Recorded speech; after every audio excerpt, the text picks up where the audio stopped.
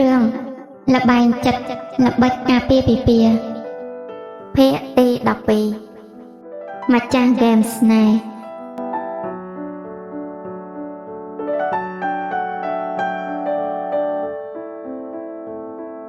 នៅពីមុខបន្ទប់សង្គ្រោះបន្ទាន់នៃមន្ទីរពេទ្យវិសាសុខនៃរដ្ឋអង្គុយបិទភ្នែកសមរលដង្ហើមតែម្នាក់ឯងប្រហែលជាល្មមដល់ពេលដែលនាងត្រូវបញ្ចប់គ្រប់បញ្ហាហើយព្រោះពេលនេះម្នាក់សុទ្ធតែបានទទួលកម្មពៀដែលខ្លួនសាងរួចដែរទុកឲ្យកម្មពៀគ្រប់យ៉ាងបញ្ឈប់ត្រឹមនឹងចុះជើងមួយគោឈរថ្មឹងពីមុខស្រីនេរដ្ឋងើបមុខឡើងយឺតក៏ប្រទះនឹងកៅភ្នែកព្រួយបារម្ភរបស់នលៈឯងមកទីនេះធ្វើអីនឹងរដ្ឋពេលដែលលើឯងទូរស័ព្ទប្រាប់ថានៅមន្ទីរពេទ្យខ្ញុំភ័យណាស់ដឹងទេ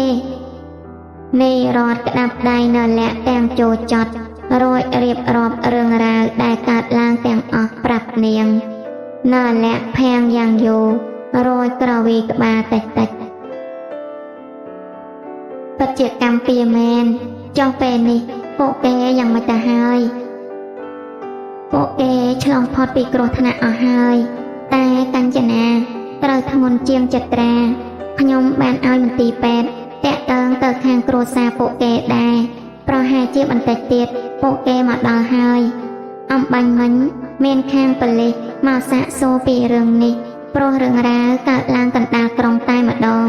ប៉ុន្តែដំណោះស្រាយយ៉ាងណាខ្ញុំមិនដឹងទេព្រោះខ្ញុំសុំដកខ្លួនមិនប្តឹងនោះឡើយនលៈងក់ក្បាលរួចបន្លឺឡើងបានឯងសម្រេចដូច្នេះគឺល្អហើយតែខ្ញុំគិតថាយើងគួរតែចូលទៅមើលចត្រាបន្តិចទៅល្អទេព្រោះយ៉ាងណាក៏គេបានជួយជីវិតឯងដែរឯងចូលទៅមើលចោះខ្ញុំអស់កម្លាំងណាស់ហើយក៏មិនចង់ជួបពួកគេទៀតដែរខ្ញុំនឹងអហោសិកម្មឲ្យអស់ក្នុងថ្ងៃនេះមិនបន្តគំនុំហើយក៏មិនតាក់ទងគ្នាទៀតដែរឲ្យគ្រប់យ៉ាងវាបញ្ចប់ត្រឹមនឹងចោះព្រោះខ្ញុំពិតជាហត់នឿយណាស់ហត់នឿយនឹងការសងសឹកខ្ញុំចង់រស់នៅក្នុងជីវិតស្ងប់សុខដូចដើមណាលៈនេរដ្ឋយកដៃផ្ដិតទឹកភ្នែកយឺតរួចបោះជំហានដើរចេញទៅទាំងស្រងោតស្រងាត់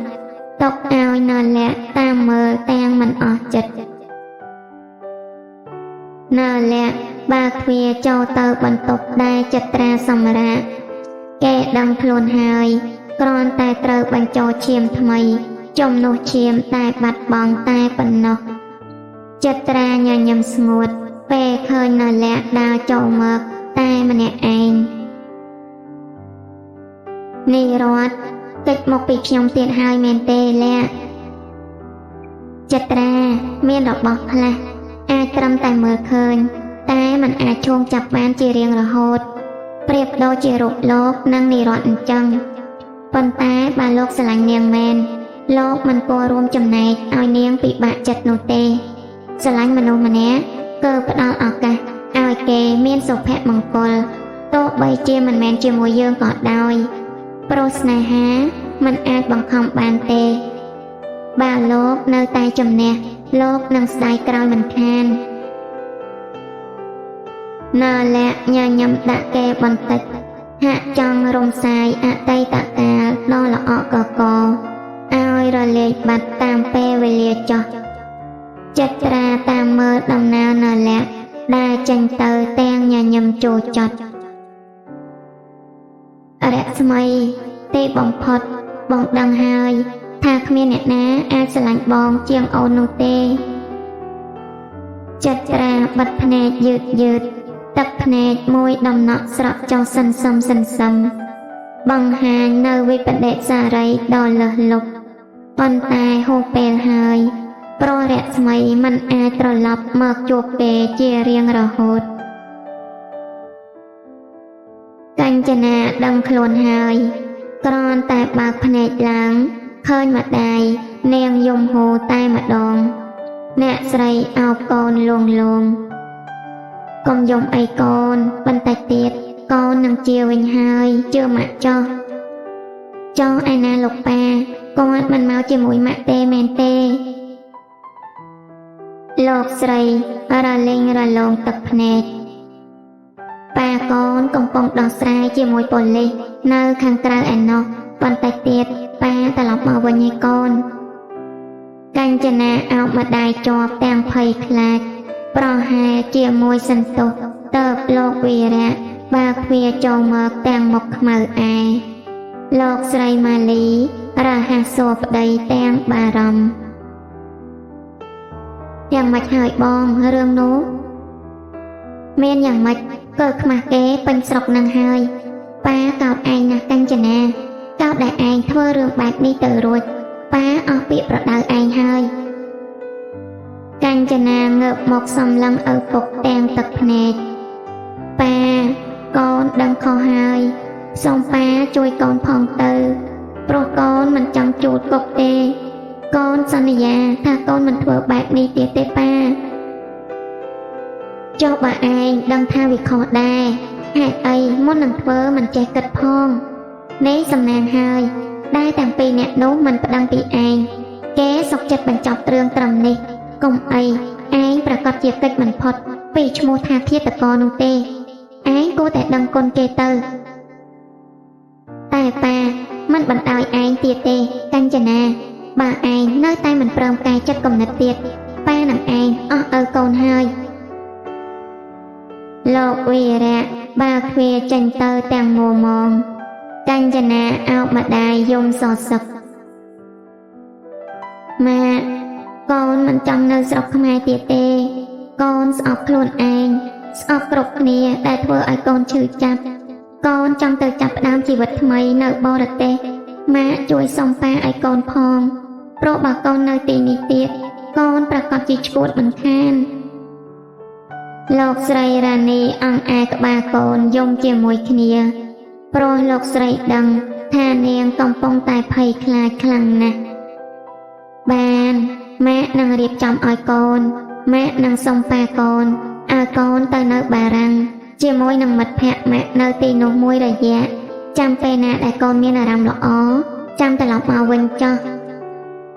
កញ្ចនាសំងំក្នុងដៃម្ដាយទាំងទឹកភ្នែករហាមព្រោះមានតែវិធីនេះទេដែលនាងអាចបំភ្លេចគ្រប់យ៉ាងបានទេនេះចូលចត់ពេកហើយមានតែការចាក់ចេញទេដែលល្អសម្រាប់នាងរាត្រីសែនស្ងាត់ដួងច័ន្ទកំណាញ់ពន្លឺមិនព្រមរះបំភ្លឺភពផែនដីទេនេរ័តនៅឈរបណ្ដែតអារម្មណ៍តែម្នាក់ឯងយ៉ាងស្រងោតស្រងាត់ហាក់ចង់រាវរកអ្វីម្យ៉ាងដែលកប់ក្នុងលំហមេឃពេលនេះគំនុំទាំងអស់ត្រូវបានបញ្ចប់ចុះល្ខោនស្នេហ៍រវាងនាងនិងនភាត្រូវតែបញ្ចប់ដែរឬយូរណាស់ទើបធីតាបង្វិលខ្លួនបំរុងត្រឡប់ទៅបន្ទប់វិញប្រសិនសាមធ្លាក់កាន់តែខ្លាំងហើយប៉ុន្តែស្រមោកពោះសង្ហារបស់នភាដែលកំពុងឈរនៅពីក្រោយស្រីបានធ្វើឲ្យធីតាទុច្ចជំហានលោកនភាបោះជំហានយឺតមកឈរទល់មុខស្រីនេរ័តហេតុអីក៏អូនចូលចិត្តសុំជំនួយពីដួងច័ន្ទម្លេះគ្រប់ពេលដែលអូនមិនសប្បាយចិត្តបងតែងតែឃើញអូនឈរសម្លឹងមេជានិច្ចតើថ្ងៃណាទៅ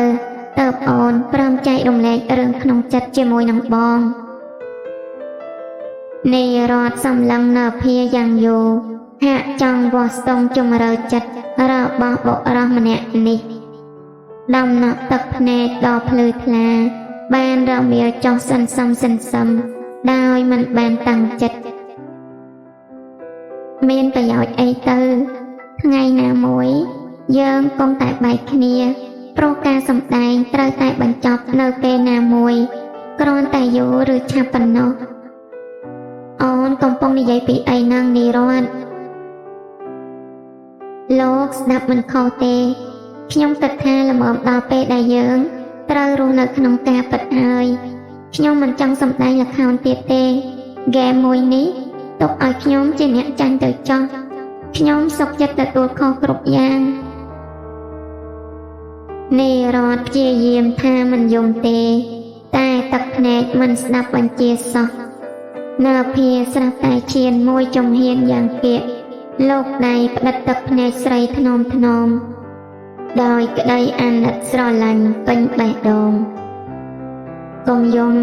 ទឹកភ្នែកមិនអាចជួយដោះស្រាយបញ្ហាបាននោះទេបងចង់ឃើញអូនញញឹមដោយគ្រាដំបូងដែលយើងជួបគ្នានាយរដ្ឋបងដឹងថាកន្លងមកបងអាត្មានិយមពេកហើយបងតែងតែបដិសេធហេតុផលរបស់អូន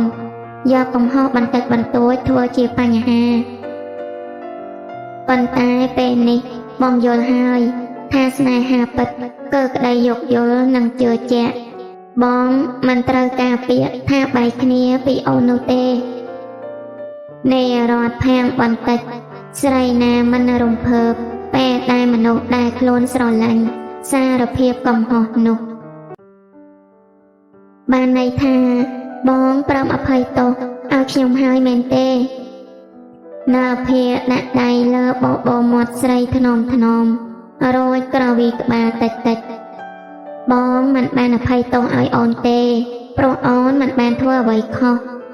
បើមិនព្រោះតែអូនធ្វើបែបនេះបងក៏មិនអាចស្គាល់អូនដែរថ្មីត្បិតតែស្នេហារបស់យើង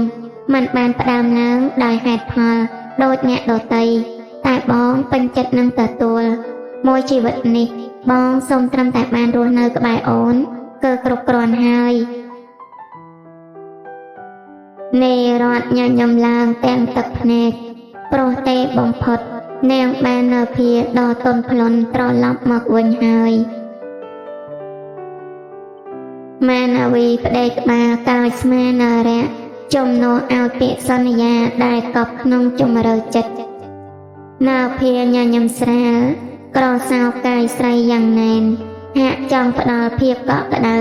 ជួសសងភាពជូរចត់ដែលពួកអ្នកបានឆ្លងកាត់កន្លងមកស្នេហាគឺបែបនេះ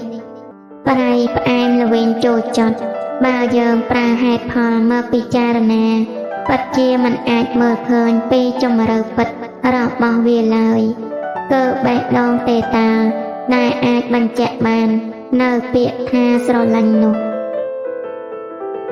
ចប់ដោយបរិបូរណ៍